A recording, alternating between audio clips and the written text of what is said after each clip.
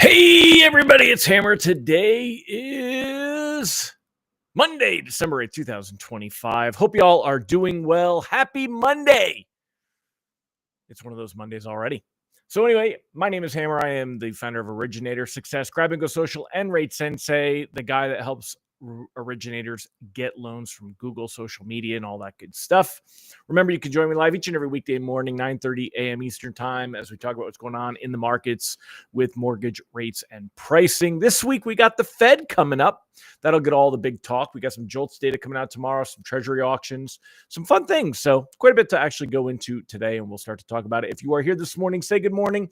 If you would like a reminder, a text alert that I am going live with the links so you don't miss anything and can join the show each and every day, you can sign up at hmmr.io/reminder or use this cool QR code over here. If you're on your phone now, take a screenshot, go to your photos, press and hold, and then you can open up that QR code link and go get it checked out. Also, if you miss any of the shows, don't forget you can sign up for our email commentary at www.ratelockadvice.com, www.ratelockadvice.com. Make sure you're signed up for that. Make sure that you do whitelist the email address that comes from, or else you'll have trouble getting it, especially if you use your corporate email or your company email. So anyway, good morning, y'all. Hope you're doing well. If you're watching the replay, don't forget, give us hashtag replay in the comments. Let me know that you were here. And let's go ahead and say out of the live, folks, and then we'll jump in and talk about what we got going on today. Good morning, Robert Bashir. Good morning, Rob Stewart, Eric McDonald, Yasmin, Martin, Mallory Fodiatis. Good morning, Candido Diaz. Who else we got here? Mega Bassell. Good morning. Holly Johnson, Amber Moser, Brandy Brickler, Nicole Simrad, Amy Blauser. Great to have y'all here. Zane, good to see you, sir. What's up, my man? We got Mr. Zane here as well. Angela Walters, Kenny Rivard. Good morning. Great to have all of you here. Ron Siegelson today. Friends, including Buddy the Elf. Yeah, you saw. I guess my wife posted that, right? I guess the thing. So we'll show it at the end. Stick around to the end. I'll show you some of my funny pictures if I can find any. Today is National Brownie Day, with or without nuts, with or without frosting. Great questions. That is the question of the day. Put that down in the comments, if you will. Let me know what you think. Allison Foy, good morning. Faye Strange, Kenny Rivard, great to have you here. What do you guys think? I love brownies. Oh, I love brownies. Brownies are awesome. I'll go with or without the frosting, if you will. I don't want nasty sugary frosting, but if it's like a real good frosting, it's really good. And I'll go with or without nuts. I've never met a brownie I didn't like except for a bad brownie. I am definitely a brownie person. So y'all fill that in. I'm going to get started, and we will talk about all this stuff going on. Let me pull up the screen. Here you go. All right. So I got to pull Presentify first. I forgot to do that. There we go. All right. So taking a look here, you can see this morning, mortgage-backed securities currently down a couple of basis points on the day. Not enough to worry about, though, by any means. Let me go ahead and remove that comment for a minute. So take a look here. We can see everything that we want to see really right here. When pricing came out on Friday, bonds were up a little bit. They kind of drooped on the day, not enough to reprice worse, but they did drop down a little after that. And then it was a total snooze fest. So that's kind of what we saw as a quick recap on Friday. There were those early moves right here, and then it was just flat and it's just quiet. This morning, you got a little bit of choppiness here, but basically we are down a little bit from when most lenders started to set pricing, unless you got a later, reprice for some reason. But otherwise, you're probably going to see pricing that's a little bit worse than today. Not much. Than Friday. Not much, but just a little bit worse. If we take a look at Mortgage News Daily and use this as a reference point here, you can see that we capped out like we've seen before. We got our best levels over here on Wednesday last week, and then a little bit worse. Today would be a little bit worse. But you could see we really we've been in this 6.25, 6 3/8 range for over a month. And it's unlikely that we're going to see that break too much. Now, this week, of course, we have some of the biggest opportunity to see a change with all of this, because we have the Fed meeting happening on Wednesday, and it's a quarterly Fed meeting, meaning that we will see the dot plot. I just moved when I did this. Sorry. Now where did it go? Oh boy, damn Windows. Here it is. All right. So remember, what that means is we're likely to see not likely. We're going to get the dot plot. So we've got Fed Chair Jerome Powell's press conference going to be the big deal. That'll be on Wednesday, and then we're going to get everything else. As far as today goes on the calendar today, there's not too much going on. If we take a look, you're going to see. Hold on, I got to make this bigger now. So. There you go. Let me grab the economic calendar. There you are. So if we take a look this morning, there's really not anything going on. We got a 3-year Treasury auction at 1 o'clock this afternoon. That's not going to move rates or pricing. Things are going to be really, really quiet. We're not going to see much movement. It basically in a position to cautiously flow everything into the Fed meeting on Wednesday, right? So we can go ahead right now. Market's still pricing in, 90% expectation that we're going to see that Fed rate cut on Wednesday. Even though there is all this talk about the division in the ranks and what that's going to bring, markets are still convinced that we're going to see a Fed rate cut. The question comes, what happens in January? There's still, like I said, there's about a 20% expectation. By the time we get to March, that grows a little bit more. We're almost at about a 45% expectation. There'll be another cut by March. So that's what we're looking to see what comes in the future. Remember, this June meeting will be the first one post Powell. So Powell gets replaced in May. So we will have an April meeting. That'll be Powell's last meeting. So I'm curious to see how markets start to price this in, but we've got a few months. The reality is rates are not going to move much lower than where we see them now. We're going to get JOLTS data tomorrow morning. That's one thing to definitely be aware of. It's going to be the first. Let me grab the economic calendar. It's going to be the first data that we get in quite a while that has like even a little bit of freshness to it.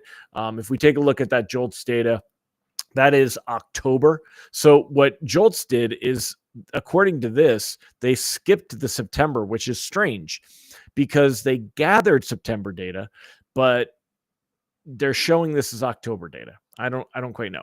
But tomorrow, December 9th, we're going to get JOLTS data. This is the first JOLTS data that we'll have, coming all the way since. Oh, that's why this August one came out at the end of September. Remember, that must have been. That's weird. I don't remember. It must have been right before. Yeah, it must have been right before the government shutdown. And then, so we didn't get October, November, and now we're finally getting December, and this reads as October's. So same thing. It's going to be delayed, but this is the only kind of last-minute labor report we're going to get right ahead of the Fed meeting. So we'll see some reaction to that a little bit. Randy said, how does Powell's departure bode for us? That's a great question, Randy Teakle. And that's kind of it's funny that you bring that up. It's one of the things that's in this Bloomberg article that they talked about here. It's also one of the things, let's see, this one, there it is. So it's also kind of referenced here, right? So let me put Randy's comment up on the screen so we know what we're talking about, right? So Randy said, how does Powell's departure bode for us? And that's the thing. Now, one thing that you have to say about Powell's term is they have done a great job of getting a consensus on everything. But the expectation now is going to be that we're going to see a more divided Fed as we roll into 2026. And there's concerns that the Fed is being, too much politically influenced. There was a time when the Fed was really not even referenced. The president did not, really talk about the Fed much, and they certainly didn't influence the Fed. That changed in Trump's first term, and he was the first one in quite a while. Not that it never happened, but he was the first one in quite a while to start to kind of put his opinion and his stamp on things. when it came to the Fed. This second time around, of course, he's been extremely vocal. He's been a big critic of Powell. So the argument is that if it's Hassett that gets tapped and confirmed and takes over, that they're going to be pushing to get the Fed funds rate to drop. Now, what's interesting, this article here, what this is actually talking about, and it kind of goes into what you're saying or asking, is that what we see happening with bonds, the bond market's reaction to the Federal Reserve's interest rate cuts has been highly unusual. I don't know if I agree with that. I would love to know what you guys think. Siegel, what you think. Do you think it's been highly unusual? Basically, they're saying Treasury yields climbing as the central bank lowers rates. And that's debatable. Divergence in the bond market indicates a matter of heated debate, with opinions ranging from a sign of confidence that recession will be averted to a signal that investors are losing confidence in the U.S.'s ability to rein its national debt. The Fed's lack of control over longer-term yields has drawn comparisons to the Greenspan conundrum, with some attributing the issue to a bond supply glut caused by the government borrowing too much. Now, what this article, to kind of summarize here a little better than what AI did, is it talks about how that we are, even though the Fed is cutting rates, that we're not seeing yields drop. And that's because there's still inflation. And I mean, how many times anyone that's ever heard Barry Habib knows, Barry's been beating that drum for 30 years about how inflation is bad for mortgage-backed securities. Inflation is bad for bonds. And if you're investing money to get $1 today, but that dollar is only going to be worth 50 cents in 10 years, it doesn't matter if the Fed lowers rates, you're still not getting a return. So this article oversimplifies that a bit, and it's a little bit of an argument there, and I don't really love that, but they are kind of on point, that we will see that. Now here's again some more interesting articles. This one is about, says, hey, markets doubt that Hassett can deliver at the Fed. But again, these are just opinion pieces by certain, people like Gregory Peters, and then over at PGIM and blah, blah, blah. And, all these different things. It doesn't necessarily represent everything that's on there either.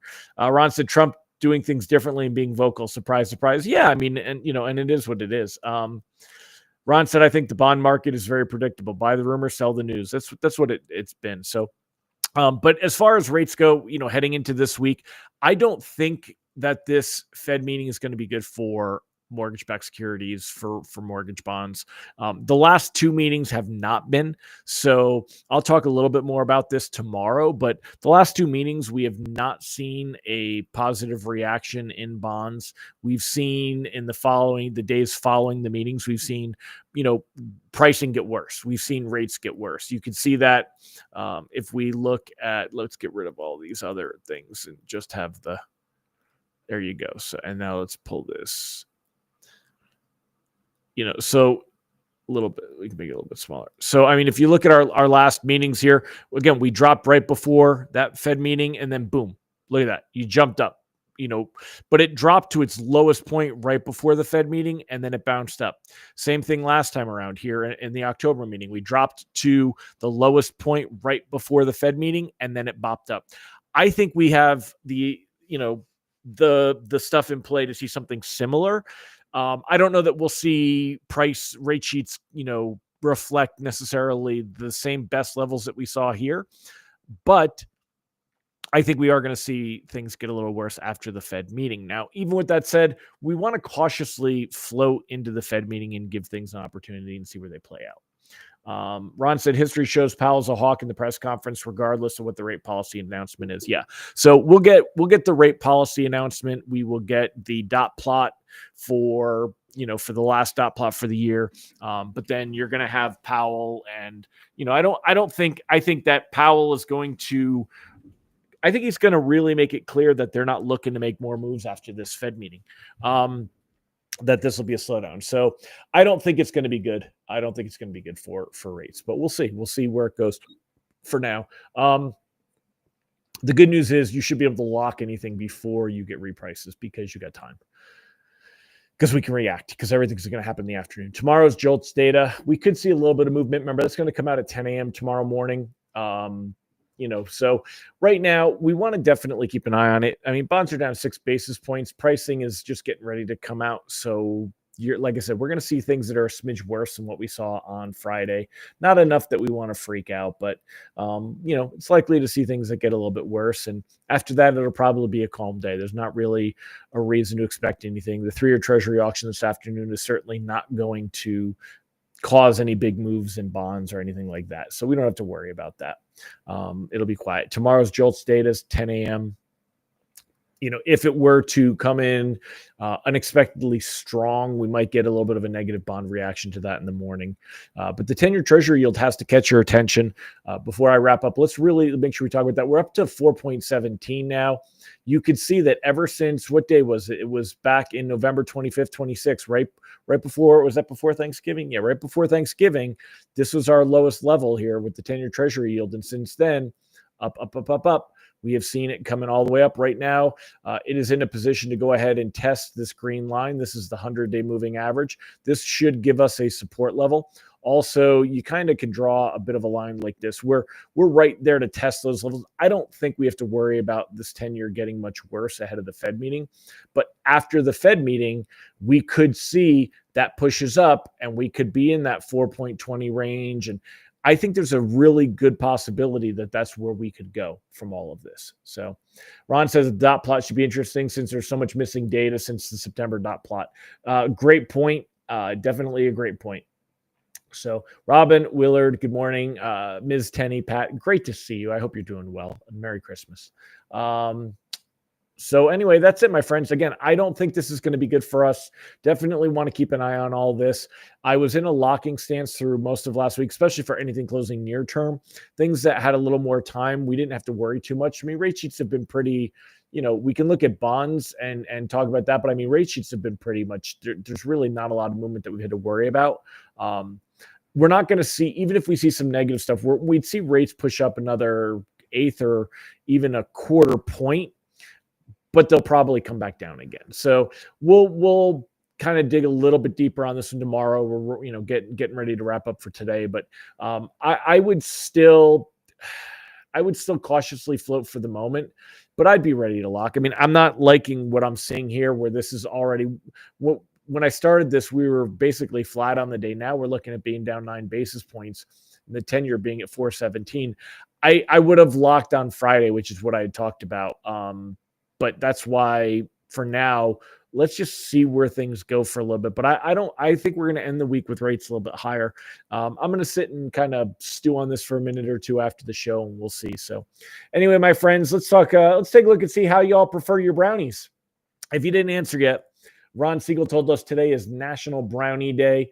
I have decided that brownies are one of my favorite desserts, and that we were asking with or without nuts, and with and without frosting. Allison Foy said with nuts, no frosting. We got no nuts from Tim Klyla, no frosting with nuts from Ron Siegel. Adam Check, no nuts. Adam Check, you like nuts. I want to see, you want to eat the edges? Oh, you like the crispy part? No nuts with chocolate chips. Amber's going for the double fudge brownies. Oh, no nuts, no frosting, slightly undercooked so they're gooey in the middle. Megan, I'm with you. I like that too. Tammy Metzger, walnuts, no frosting, a little well done around the edges. She's more like isn't it funny how we all like them a little different? She's more like Adam Check. Kenny Rivard, give me a pan of brownies and a gallon of milk. Amy said, you and your mom like mint chocolate brownies. Zane said that. Zane, you like mint chocolate brownies, dude? I don't think I've ever had a mint chocolate brownie. That must be something that your mom makes. That's pretty cool. Holly Johnson, peanut butter chips in the brownies are best. Yeah, I could do like a Reese's kind of. I'm there. And then you like the mint chocolate idea as well. No frosting, but from scratch, fancy or any box mixed brownies you get me. Yeah, brownies are one of those things that the mixes from the store are usually pretty good, especially like the Ghirardelli mix. I like their mix. I'm good with it. So looking to see if there's any more comments or any more brownie comments. So brownies with no frosting. Oh, wacky picks. I forgot. Yep. All right. Let me show it. Let's take a look and see. I don't think I have too many, but let's take a look here and see. We're gonna have to go on Facebook because I don't have them on my phone. So yeah, on here you go. Lock. You locked on Friday. You're not playing. Yeah, I don't blame you, Christy. It's a good market for it. So for those of you that want to have fun at my expense, and we'll take a look at my wacky picks. Let's take a look here and see. Oh yeah, there they are. If you want to see Hammer with hair, here we go. Let's go ahead and put this up on the screen and share. So we did like a pub crawl in Waynesville over the weekend. And it was a Santa con, and everybody was dressed up. Like you could see it here in this picture. They were all dressed up in like different, kinds of Santas. My wife decided to go next level. She wanted more than Santa. So she said, would you dress as Elf? And I was like, yeah, I love doing stuff with my wife. And she looked beautiful as, what was the name of it? Is it Elf woman name? Let's see. Elf girl name movie. It's Jovi. She was Jovi. So at the end of the movie, Jovi, pink outfit, end of movie. So Jovi wears this outfit at the end of the movie. You can see her with the pink dress right there, and that setup. And that is what images. Here you go. So you can see her right there. That's a good one. So like that's what my wife went. She was wearing that Jovi outfit, and I'm Elf, Buddy the Elf, baby. And I can tell you that everybody will come and talk to you when you are dressed like Buddy the Elf. And there I am with hair. It's certainly a different look. So this was us. Yep, we were chilling and we had fun. So there you go. That's me with the fun picks, Buddy the Elf. So. All right, my friends, I'm going to wrap it up. Thanks. And you guys have a great one. I'll see you tomorrow. Take care, everybody. Bye-bye.